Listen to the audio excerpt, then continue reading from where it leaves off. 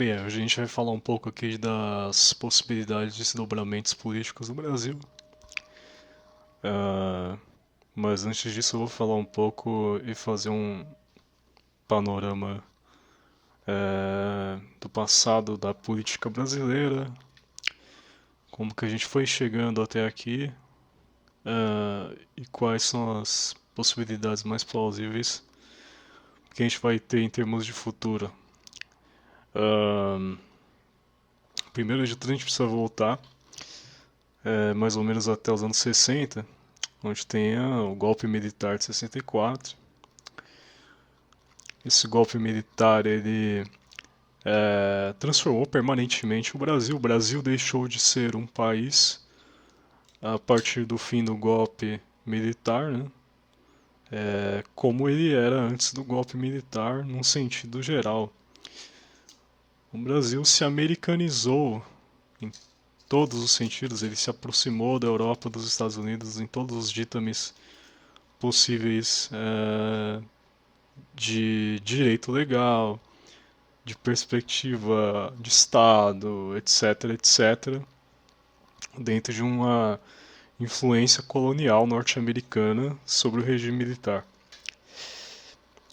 O que eu estou querendo dizer é, o Brasil anterior aos anos 60, né, anterior ao golpe de Estado de 1964, ele tinha uma configuração não só social, como antropológica, como política geral que era distinta, que foi se transformando ao longo dos anos do golpe.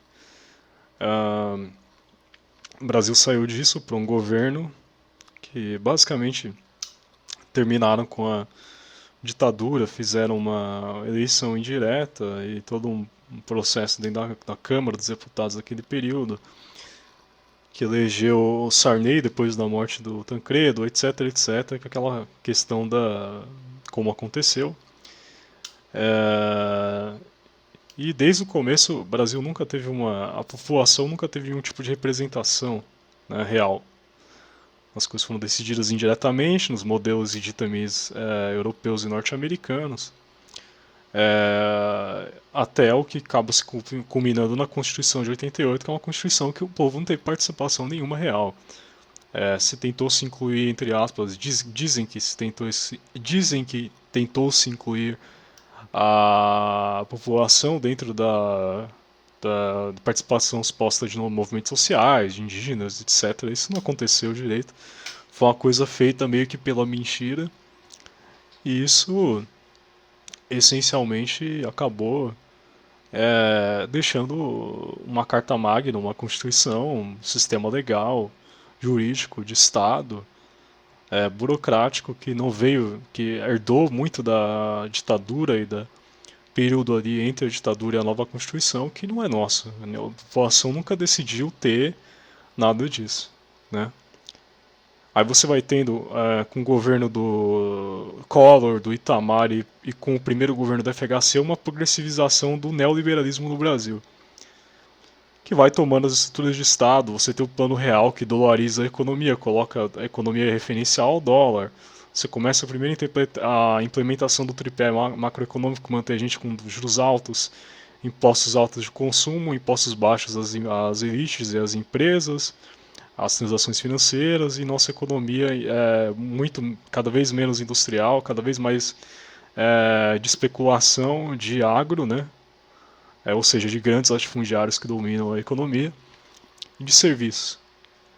Você também tem uma configuração política multipartidária onde a população não tem representação nenhuma, ou os interesses da população. Você tem um grupo político mais centro-esquerda que vai surgindo num bolo ali que está dentro do PT, mas depois o PT se separa após 2005, 2003, 2002, na verdade, desde o começo do governo Lula, para outros partidos menores, um pouco mais à esquerda.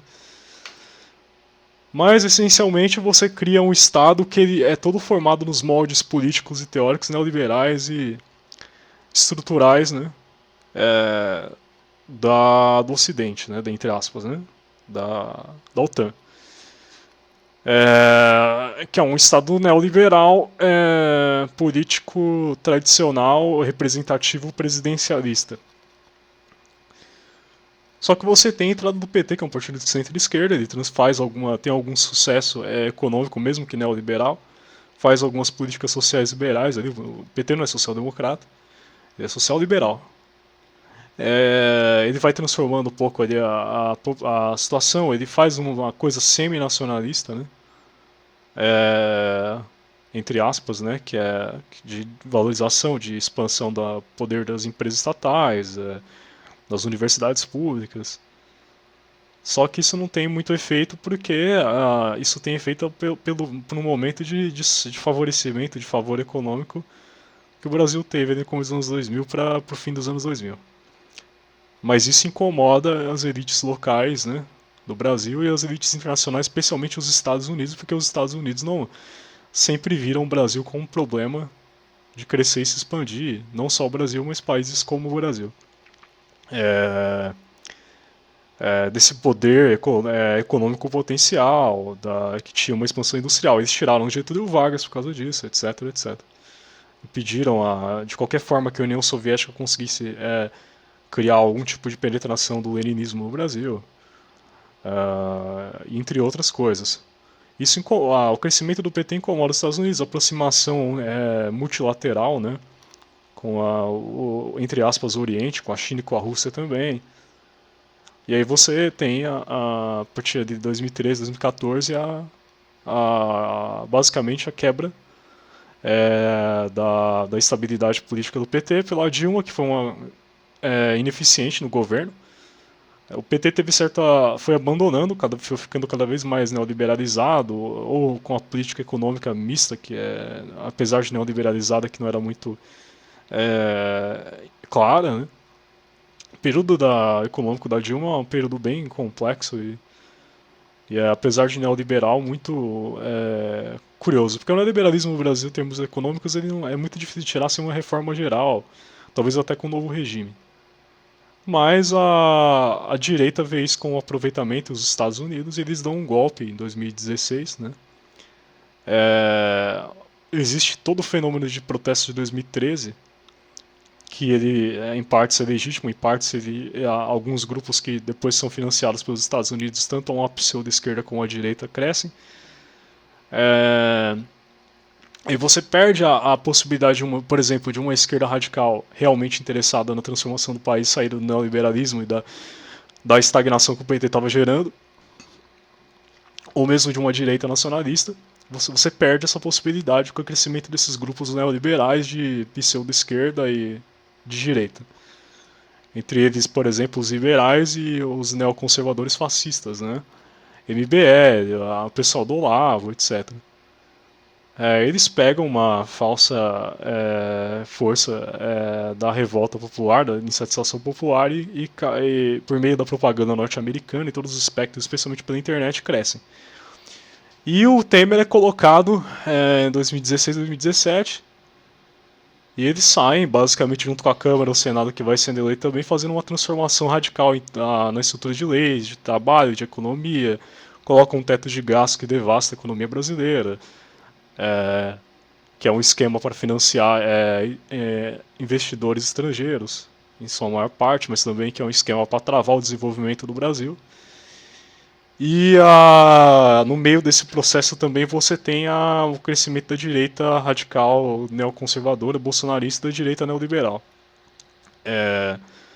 Eles aparelham a Câmara, o Senado, desde do primeiro momento já de 2018, né, que é a eleição de 2018, onde entra uma Câmara mais à direita, um Senado mais à direita.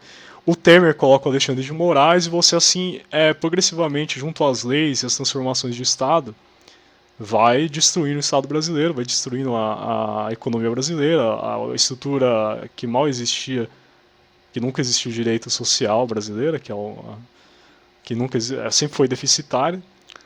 Você vai basicamente virando os seus Estados Unidos, porque o Temer começou esse processo, apesar de ter vendido uma outra hidrelétrica de preço de banana para chineses e tal. O Bolsonaro entra, ele acelera isso radicalmente, coloca o Nunes Marques de ministro do STF, assim como o Temer colocou o Alexandre de Moraes. E aí você já, a partir desse momento, você já construiu radicalmente uma segunda quebra, né, junto à entrada do general Braga Neto de secretário do Temer. Uma quebra de, essencialmente, de é, constitucionalidade, né? De qualquer tipo de constitucionalidade no regime liberal. Você já teve isso nos primeiros governos do FHC que arrasam o Brasil, né? Os primeiros governos começam a acelerar o processo de neoliberalização e americanização do Brasil em todos os sentidos possíveis, até culturais, antropológicos, em algum grau, né? Que eles podem fazer. O FHC se reelege legalmente em 97 com um golpe branco comprando a Câmara, né? Ele não poderia se reeleger, isso era contra a Constituição. Aí você já tem a primeira quebra. A partir daí você já tem um regime que já é legal por si, né, institucionalmente falando. Mas com o Temer e Bolsonaro você tem uma aceleração disso com todas as coisas possíveis que quebram a Constituição. O STF começa a ganhar poder, contrapondo o seu Bolsonaro com o apoio do PT, contraditoriamente, né? E agora você. E o Bolsonaro perde a outra eleição, mas a Câmara e o Senado enche ainda mais de direitista. E o STF cada vez mais com poder, né? Prendendo gente, fazendo legislação do cu, etc, etc. A questão é que aos poucos você vai tendo uma aumento do poder das elites locais, especialmente das estrangeiras norte-americanas no Brasil. E você tem um regime que cada vez mais é ilegal, inconstitucional. O último grande momento desse foi o Vilas Boas ordenando a prisão do Lula, que o Lula ficasse preso pro STF, ameaçando o STF de um golpe, e o Bolsonaro basicamente quebrando completamente junto à direita, não só bolsonarista, todos os pressupostos legais que o Estado e as instituições deveriam, né, supostamente manter dentro da teoria de Estado neoliberal, né. Isso é gente liberal também. A teoria de Estado liberal moderno ela é deficitária em todos os sentidos. O PT volta com o Lula, né? Uma política meio assim apelativa de promessas, né? Que não vai ter como cumprir porque ele segue um modelo neoliberal tanto de economia como de Estado. Ele não tem Câmara, não tem Senado.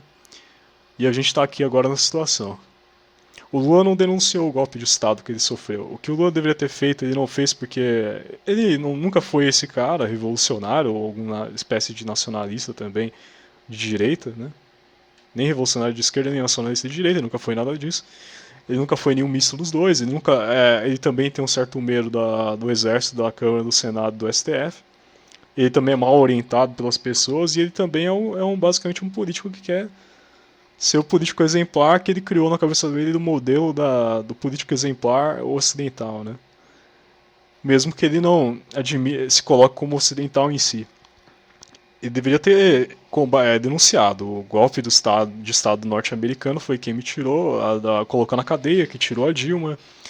É um regime legal, os pressupostos legais foram todos quebrados, constitucionais nos últimos governos. As instituições têm um desbalanço de poder e os Estados Unidos controlam o país ainda indiretamente em grande força, junto à CIA, né? E ao Departamento de Estado americano e aos investidores norte-americanos do Brasil e aos investidores brasileiros que não são brasileiros, mas apátridas que têm poder no Brasil, junto aos latifundiários e junto a uma parte da classe alta burguesa brasileira. Ele não fez isso. O PT também não está nem aí, o PT não tem essa força, é um partido de centro-esquerda neoliberal, que às vezes joga um tokenismo aqui e ali para tentar fingir que se importa com as minorias, junto a uma parte do PT que é totalmente omissa ou é impotente que está lá dentro, que é de esquerda.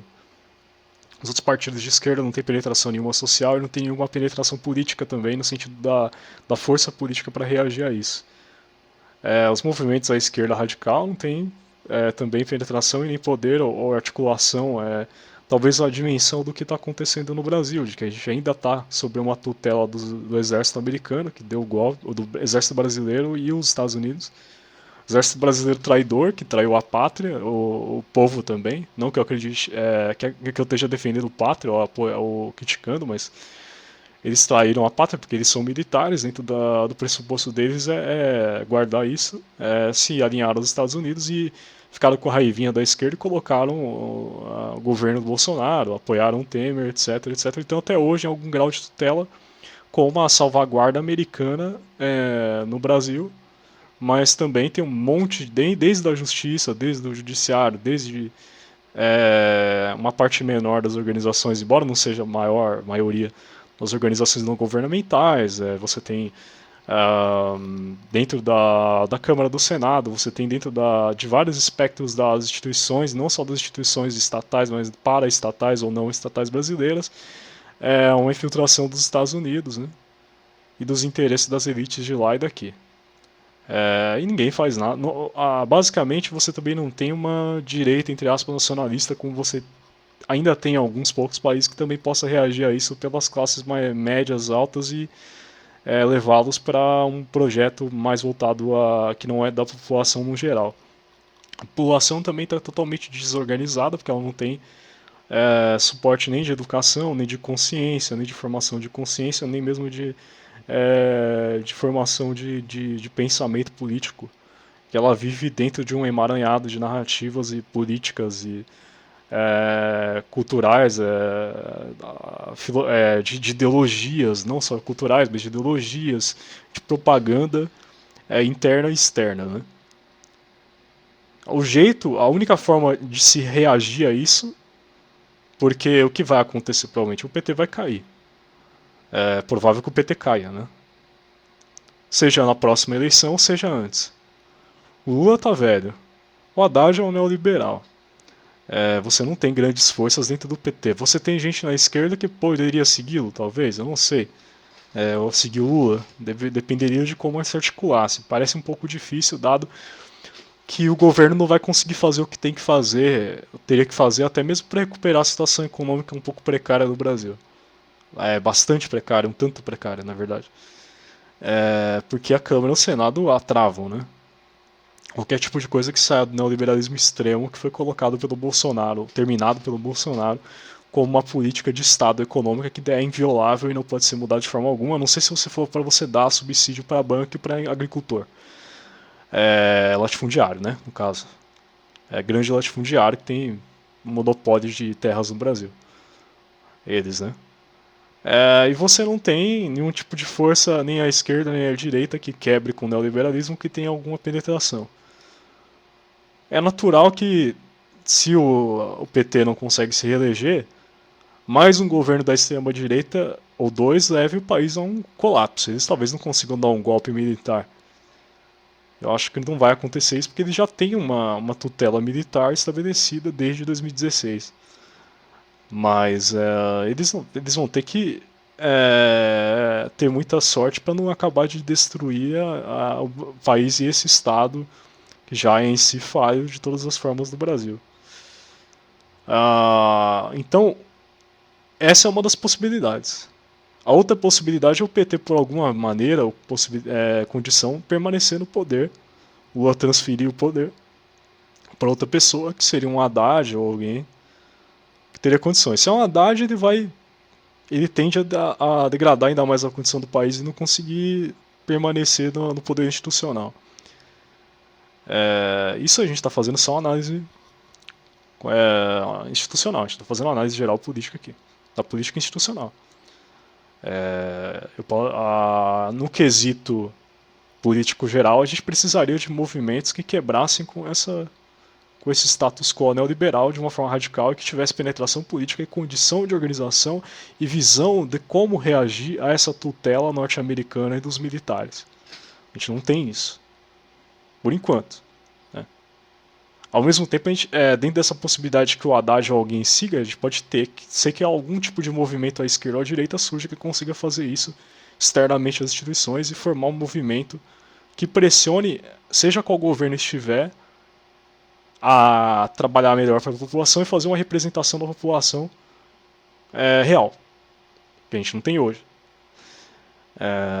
Se o Haddad tiver como presidente ou alguém parecido com ele, isso dificilmente vai ter tanta penetração, as coisas vão funcionar tão bem como poderiam funcionar, mas já seria um pouco melhor.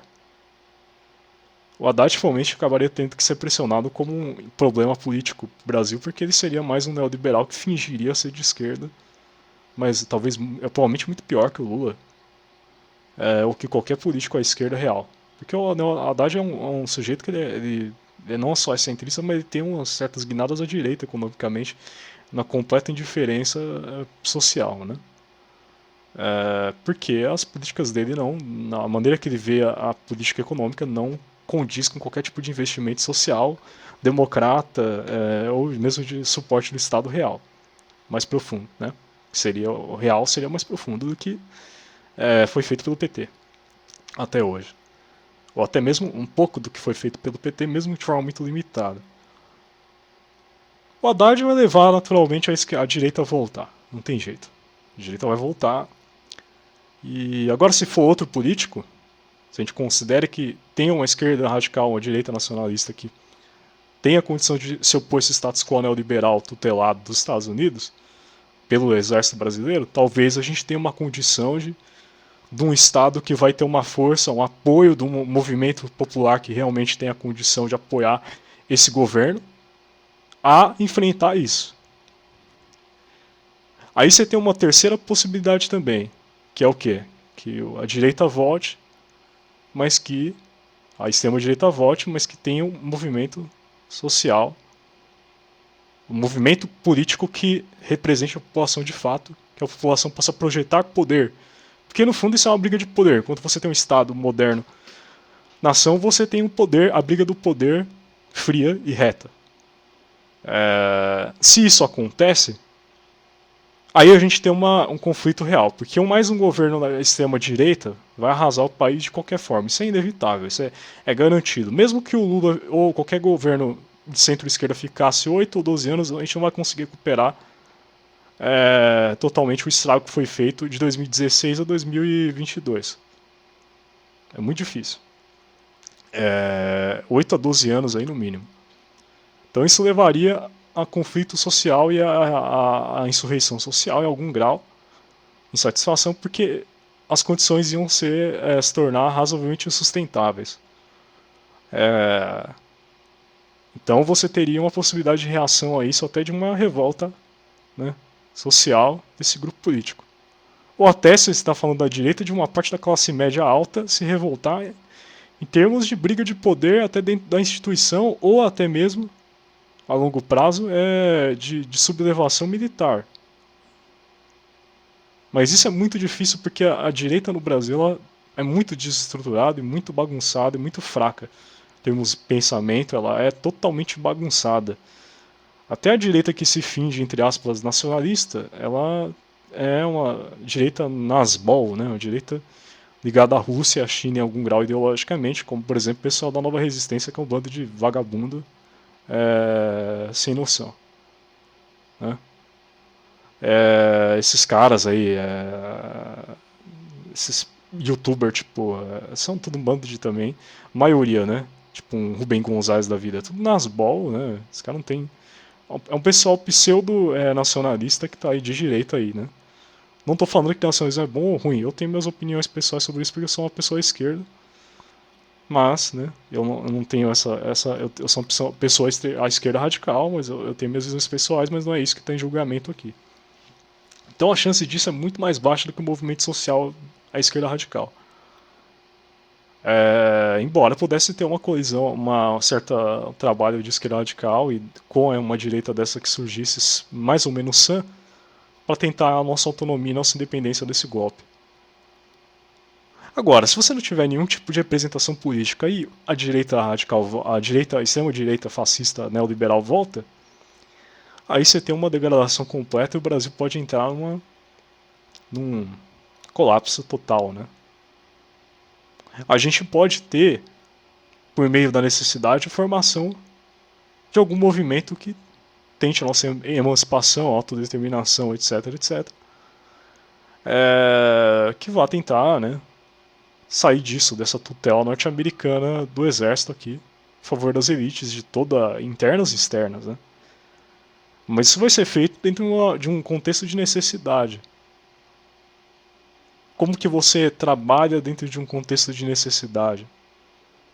O que consegue se formar de frutos dentro de um contexto de necessidade? Né? Isso é uma coisa complicada. Tem gente na esquerda radical e na direita, acho que mais na esquerda radical, que é muito lúcida e que tem um número considerável. Que tem alguma organização, mesmo que seja muito pequena. Mas aí Se eles não crescem durante o período que tem um pouco mais de calmaria, como é que eles vão conseguir um crescimento sólido e organizado de uma forma saudável, ideologicamente saudável, propositivamente, metodologicamente saudável em termos de ação, dentro da pressão? As chances também são mais complicadas. Então, esse seria o pior prognóstico, né? A pior possibilidade. Os fatores externos podem influenciar no Brasil também, porque o mundo está desde 2020 numa transformação radical, difícil, violenta em tudo, né? Os Estados Unidos estão perdendo aquela hegemonia absoluta que eles tinham. Você tem a ascensão da Rússia novamente como um império, por conta da aparente sucesso que ela teve na guerra da Ucrânia. E você tem a China como um império comercial, né? Tá tentando surgir. Ambos os países não são impérios ainda, eles estão tentando surgir. E a questão da guerra na Israel, de Israel em Gaza, tende a danificar muito permanentemente a OTAN, em termos de relações com outros países, em algum grau.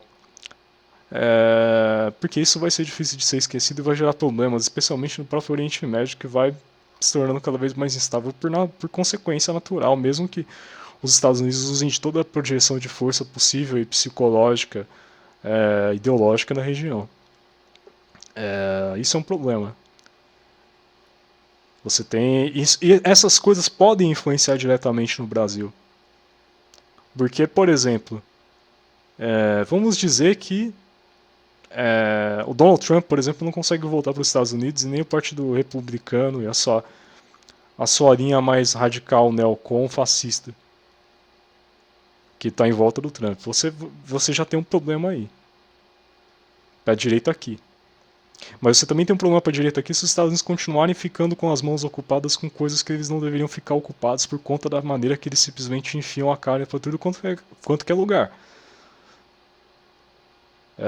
Até em termos econômicos, porque os Estados Unidos estão numa dívida cada vez mais forte em problemas econômicos sérios, que não estão começando a ficar meio complicados e a economia global também não vai bem, está numa situação meio merda. O capitalismo está tendo problemas e está numa crise que está se acelerando. O capitalismo já lidou várias vezes com essas crises. Mas tudo isso pode ter uma influência.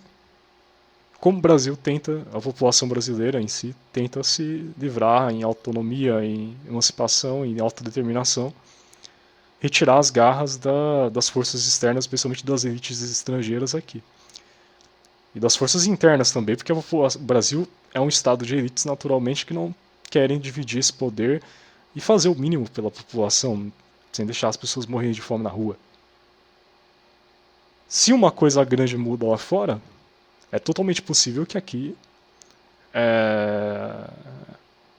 a gente tenha uma possibilidade grande de algum movimento que não teria sucesso em representar a população, seja na base da força, seja na base da pressão, seja na base de ambos. Sem isso, consiga. E se consegue um sucesso, ter apoio externo, de agências de inteligência, de dinheiro que venha de fora, dependendo de como